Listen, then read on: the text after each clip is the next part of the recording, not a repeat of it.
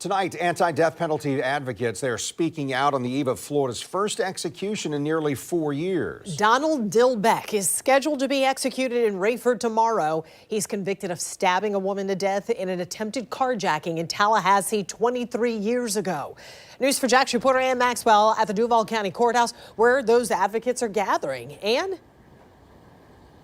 Joy, some of the people who've been out here this afternoon have experience with the death penalty. There was a death row survivor who was exonerated. Also a woman out here who survived an attack that left her father dead, but worked to make sure the attacker wasn't executed. All of this comes as state lawmakers are considering a proposal that would require less than a unanimous jury to sentence someone to death.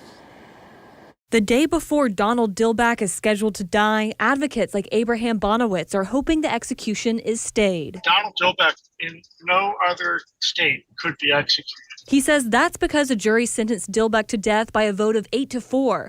But the law in Florida has since changed to require a unanimous vote. But after a jury failed to come to a consensus on the death penalty for Parkland school shooter Nicholas Cruz, Governor Ron DeSantis suggested loosening the requirements. But we can't be in a situation where one person can just derail this. Bonowitz contends that the greater the disparity in votes for a death sentence, the more likely it is to be overturned on appeal, an expensive process for taxpayers. He also says since Dilbeck was sentenced to death, he's been diagnosed with fetal alcohol syndrome, which wasn't recognized at the time of sentencing. Attorneys for Dilbeck have appealed to the U.S. Supreme Court. The United States Supreme Court has currently before it two questions. One is it okay to execute somebody without a unanimous jury? And two, is it okay to execute somebody whose death sentence would not have been allowed if the current understanding of his medical condition were present when he was on trial. Advocates like Bonowitz are hopeful the court will step in and put a stop to the impending execution.